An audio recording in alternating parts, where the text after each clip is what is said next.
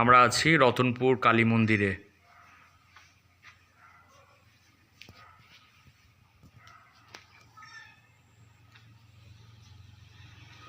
খুব জাগ্রত এই মন্দির।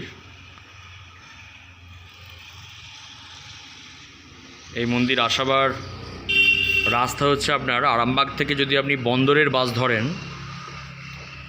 তাহলে আপনি অবশ্যই এই মন্দিরে আসতে পারবেন।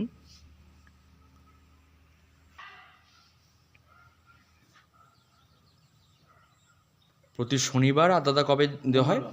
প্রতি শনিবার আর মঙ্গলবার এখানে ঠাকুরের ওষুধ দেওয়া হয়, তাই তো? অমাবস্যা পূর্ণিমা। এই মন্দির সম্বন্ধে একটু কিছু বলুন না। এই লাইটটায় আসুন। এই মন্দির সম্বন্ধে একটু বলুন। এই মন্দির বহু পুরাতন মন্দির। আমার শ্বশুরমশাই ছিলেন শ্রী ঠাকুর কালীশঙ্কর। উনি 9 বছর বেলা থেকে ঠাকুর তৈরি করতে করতে মানে এখন বড় করে ফেলেছেন।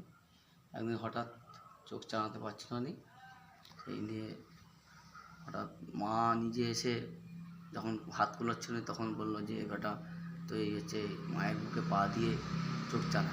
তো এখানে আসল পুজো হচ্ছে মায়ের বুকে পা দিয়ে পুজো করতেন। আচ্ছা, এখনও তার ছবি আছে, ছবি যে দেখা যাচ্ছে এই ছবিগুলো। আচ্ছা। আর এই মন্দিরে একটু মাহাত্ম্য কি আছে বলুন না, মানে এত দূর দূর থেকে লোক আসে শুনেছি। হ্যাঁ, এই মানে মাহাত্ম্য এখানে মানুষের রোগ ব্যাধি এবং মানে মানুষের মানে অনেক কিছু সমস্যা থাকলে সেই সমস্যার সমাধান করার মায়ের কাছে এসে মা নিশ্চয়ই করে। সেই জন্যই মানুষের এত ভিড়, মানুষ আসছে। আচ্ছা, যদি ধরুন এই মন্দিরে কেউ আসতে চায়, মানে কিভাবে আসতে পারে? আরামবাগ থেকে কিভাবে? আরামবাগ থেকে হলে আরামবাগ 24 নম্বর রুট, আরামবাগ বন্দর বাস ধরলে মিনি বাস, লোকাল বাস বা এখানে ধরলে এখানে নামিয়ে দেবে যে রতনপুর কাপসিট, রতনপুর কালী মন্দির নাম, রতনপুর কালী মন্দিরে নামবো। আচ্ছা, এখানে বললেই বাসে নামিয়ে দেবে। হাওড়া থেকে আসলো হাওড়া বন্দরে নামলে কাপসিটে মোড়ে নামাবে। আর এই যে পুজোটা করতেন, মানে এটা মোটামুটি কত বছরের পুজো ঠাকুর? মোটামুটি এখন মোটামুটি প্রায় 80 বছরের। 80 বছর। এবার এরপর ধরুন আপনার শ্বশুরমশাই ছিলেন, তারপর এখন আপনি বর্তমানে আছেন। আপনার নামটা বলুন। আমার নাম সুশান্ত মল্লিক। সুশান্ত মল্লিক, জামাই আপনি, মানে আপনি না দায়িত্বে আছেন। বুঝতে পেরেছি। আমরা একটু দেখাচ্ছি মন্দিরটিকে, আপনাকে সুন্দর করে দেখাচ্ছি। এই হচ্ছে মা। আচ্ছা দাদা, একটু সামনে আসুন না। এটা হচ্ছে মায়ের একদম কোষ্ঠী পাথরের একদম নাকি? এটা হ্যাঁ, এটা কোষ্ঠী পাথরের। কোষ্ঠী পাথর। সীতারাম মনসা মায়ের সিমেন্টের। আচ্ছা, এটা শীতলা মা। এটা মনসা মা। এটা হচ্ছে আমাদের মনসা মা। হ্যাঁ, আর এধারে বাবা শিব আছে। আর এটা হচ্ছে আমাদের মহাদেব। খুব সুন্দর এই মন্দির। দূর দেশান্তর থেকে মানুষ আসে, তাদের রোগ ব্যাধি মুক্ত হয়।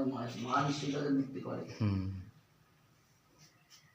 আরো যাতে মা করে সেই জন্য মায়ের কাছে প্রার্থনা। সমস্ত ভক্তের যেমন মনোবাঞ্ছা পূর্ণ হয়, মনোবাঞ্ছা পূর্ণ হয় যেমন মায়ের কাছে এসে। আরে এই কালী পুজো যে নতুন হয়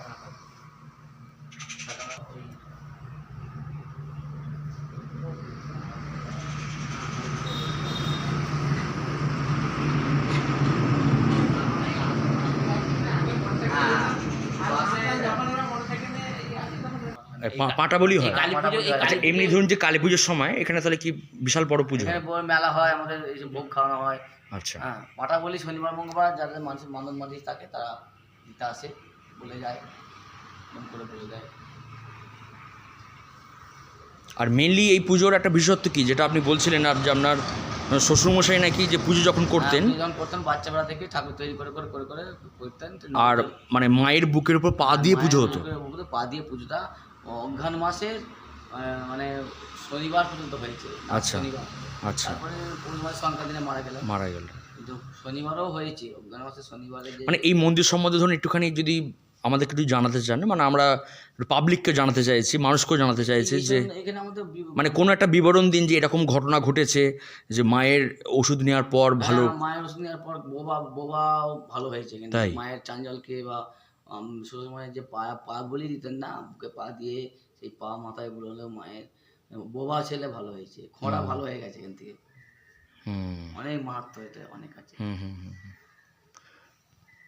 ঠিক আছে বন্ধুরা, যদি আপনারা এই মন্দিরে আসতে চান, একদম সরাসরি এদিকে চলে যাচ্ছে আরামবাগ, এদিকে চলে যাচ্ছে বন্দর। এই আরামবাগ টু বন্দর রাস্তায় গিয়ে ঠিক এখানে নামবেন, রতনপুর কালী মন্দির। আমরা মন্দিরটি একটু আপনাকে বাইরে থেকেও দেখাচ্ছি।